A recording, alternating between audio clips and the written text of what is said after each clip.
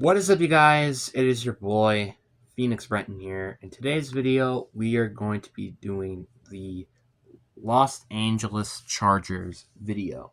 Now, before we get into today's video, like and subscribe. We're on the road again to 700 subscribers. And also, I have a playlist of this that you can go check out, which might have your favorite team. But if your favorite team isn't there, I probably just haven't made the video yet. And also, we are officially halfway done by the time I make this video.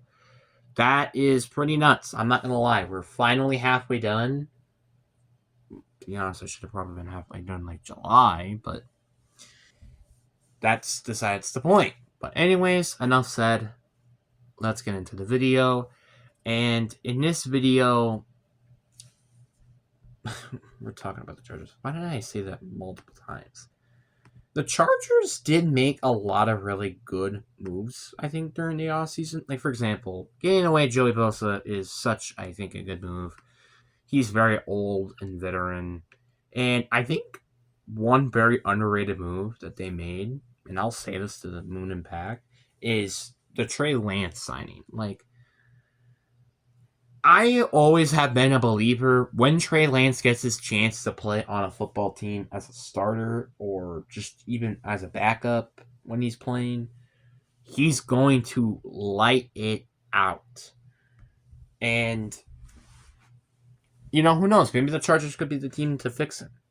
Who knows? I mean, they have Jim Harbaugh as head coach, for crying out loud. Also, they went and signed Artie James, Tyler Conklin, who I think are both very solid players, as well as Najee Harris, who's also very good. Mekhi Becton, who I feel like a little bit of a sleeper. I feel like not a lot of people have particularly talked about him.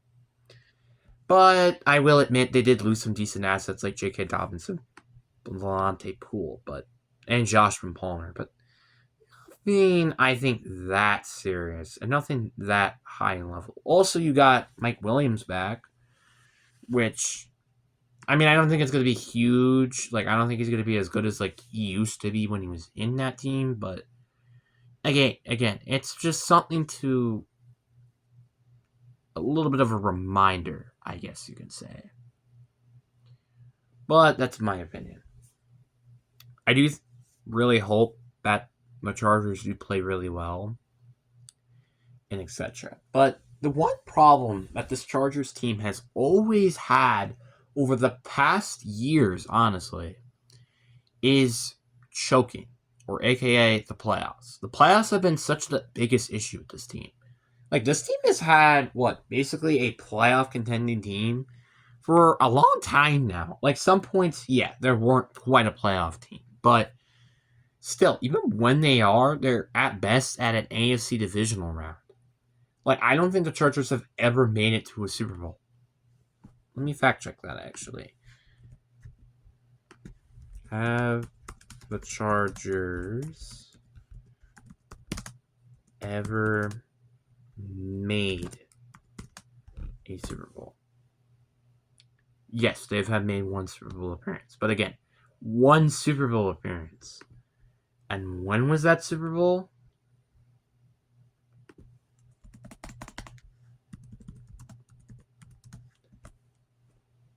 It was back in 1999, which isn't that long ago, I guess. In terms of football terms, that's not that long ago. Like, again, Houston didn't even exist back then. That's kind of how long it was.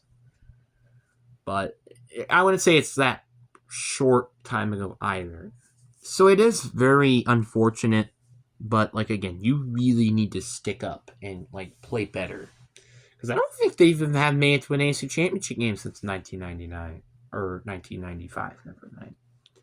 So this team kind of needs to step up in terms of the playoffs. Like, you have been embarrassed twice the last time you made it to the play. Like, the last time you made it to the playoffs and the time they made it before that.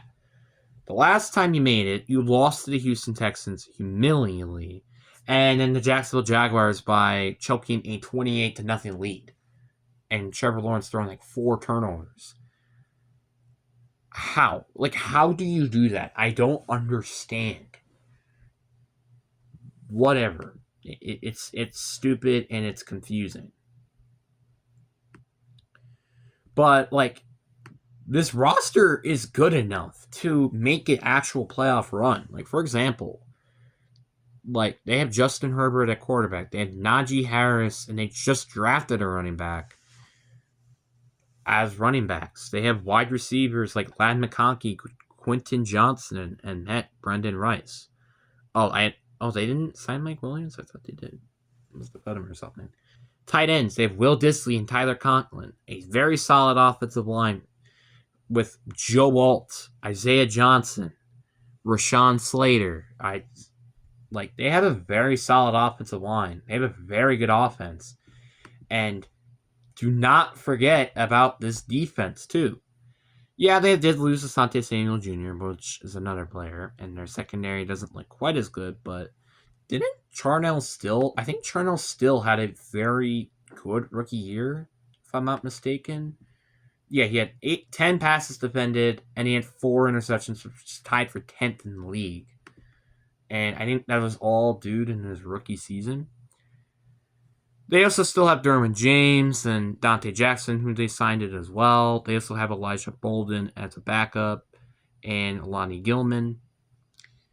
Edge rushers, they had Tuli Talatu and Khalil Mack. They also got Dupree through free agency.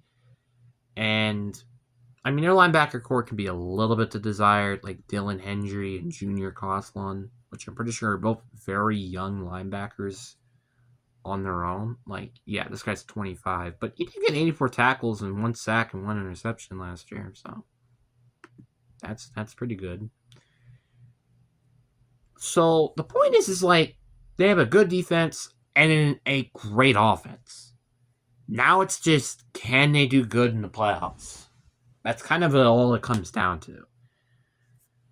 Because if they don't, well, this team just continues to be a mediocrity and just never end up making it to a playoff or win a playoff game, and if even make it to a Super Bowl and winning it, because they still haven't done that yet.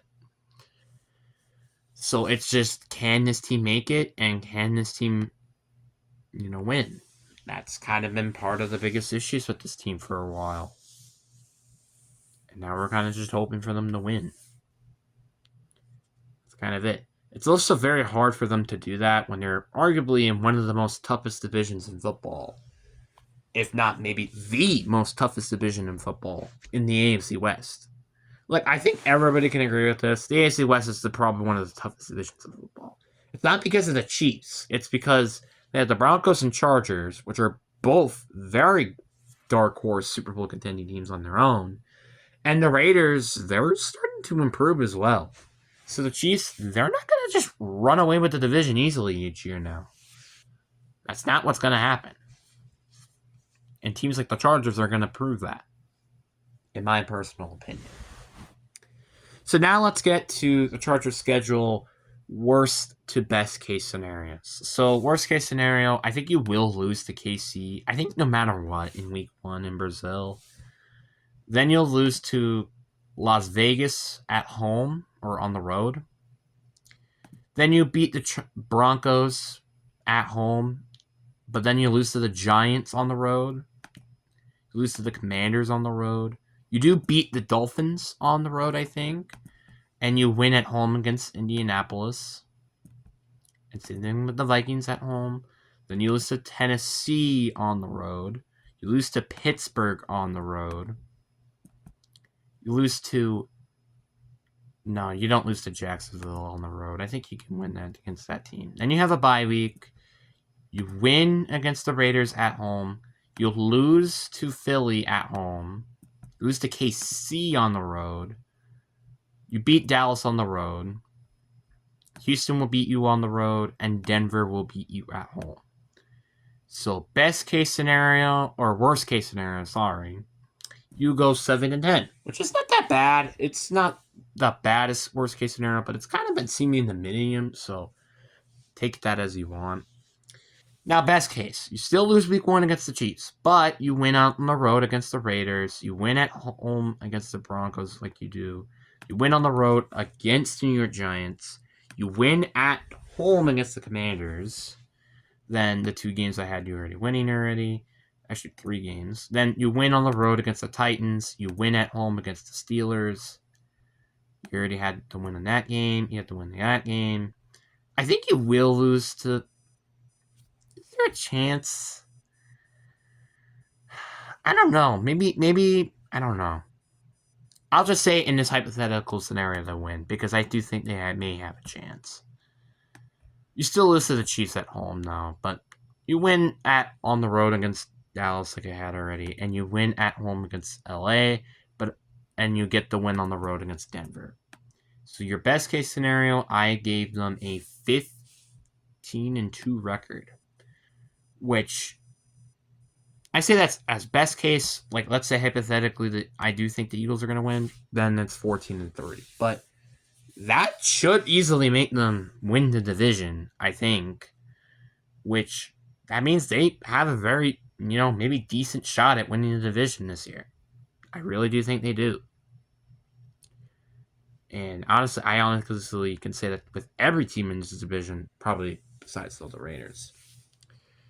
So anyways, guys, though, I hope you guys enjoyed this video. Hope you guys enjoy. Peace.